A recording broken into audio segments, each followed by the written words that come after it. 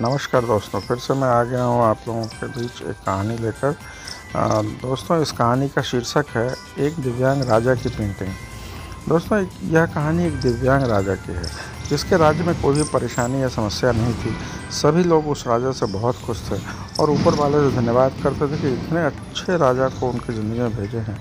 वह राजा दिव्यांग था, उसकी एक आँख नहीं थी और एक पैर नहीं था, लेकिन फिर भी राजा को इस बात का कोई मलाल नहीं था। एक दिन राजा अपने महल के गलियारे में घूमते हुए अपने पूर्वजों की लगी तस्वीर को देख रहा था और सोच रहा था कि मेरे पिताजी इतने शूरवीर थे, उनके पिताजी इतने शूरवीर थे, हमें इतने शूरवीर खानदान में पैदा लेने का मौका मिला, यह ऊपर वाले का धन्यवाद है। राजा ने सभी चित्र को देखते हुए आखिरी चित्र तक पहुंचा और फिर उस खाली जगह को देखा तो वह चिंता में पड़ गया, क्योंकि उसे मालूम था कि अब यहाँ जो तस्वीर लगेगी वह उसी की लगेगी।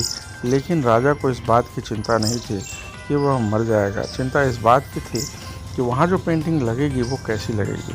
राजा का एक आँख और एक पैर ना होने की वजह से वह चिंता में पड़ गया और सोचने लगा कि इस गलियारे में इतने शानदार पेंटिंग्स लगी हैं, लेकिन मेरी एक आँख और एक पैर ना होने की वजह से मेरी ही तस्वीर सबसे ख़राब लगेगी और सबसे भद्दी दिखेगी। राजा ने सोचा कि मेरे मरने के बाद पता नहीं कैसी पेंटिंग बनेगी और क्यों न मैं अपने जीते जी एक शानदार पेंटिंग बनवाऊं, ताकि मुझे ये सुकून मिल जाए कि मेरी यहाँ अच्छी पेंटिंग लगेगी। अब उस राज्य में ऐलान करवा दिया गया और सभी पेंटर्स को बुलाया गया और कहा गया कि जो भी पेंटर राजा का शानदार पेंटिंग बनाएगा उसे शानदार इनाम मिलेगा।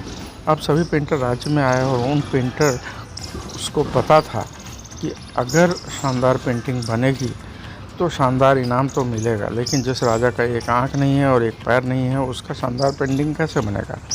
पेंटर सोच रहे थे कि इनाम का तो पता नहीं, लेकिन अगर शानदार पेंटिंग नहीं बनी और राजा गुस्सा हो गया तो सज़ा मिलेगी, इसलिए बड़े बड़े चित्रकार भी आगे नहीं आए।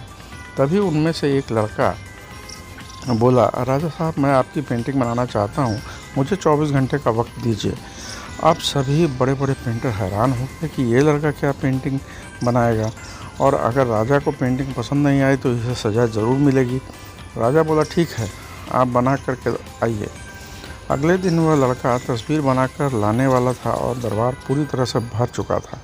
लोग दूर दूर से देखने के लिए आए थे कि वह लड़का कैसी पेंटिंग बनाकर लाएगा।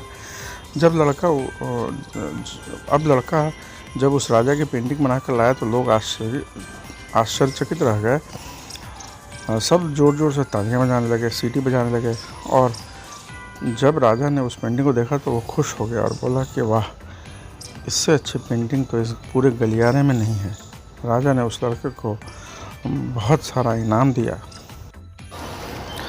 अब आप सोच रहे होंगे कि राजा की क्या पेंटिंग बनी होगी जिसकी एक आँख नहीं है और एक पैर नहीं है, कैसा पेंटिंग बना होगा। उस तस्वीर में लड़के ने उस राजा को एक घोड़े पर सवार किया था। एक साइड से उस राजा का एक पैर दिख रहा था और राजा तीरंदाजी करते हुए निशाना लगा रहा था, और निशाना लगाते वक्त एक आंख बंद हो जाती है, और उस लड़के ने उस राजा की वही आंख बंद की थी जो राजा के पास नहीं थी।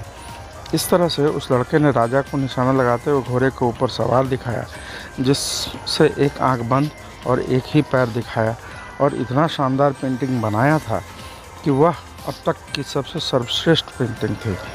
उस लड़के के सामने भी चुनौती थी, संकट था, लेकिन उसने सकारात्मक का साथ नहीं छोड़ा। ज़िंदगी में आप जिस भी मुकाम पर हों, जिस भी संकट में फंस जाएं, जिस भी स्थिति में हों, अगर आपने सकारात्मकता का साथ नहीं छोड़ा तो यकीन मानिए आप उस संकट से बाहर निकल आएंगे।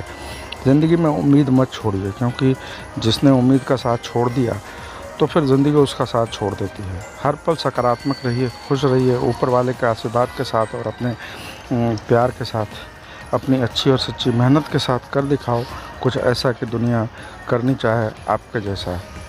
तो दोस्तों, कैसी लगी ये छोटी सी कहानी हमारी?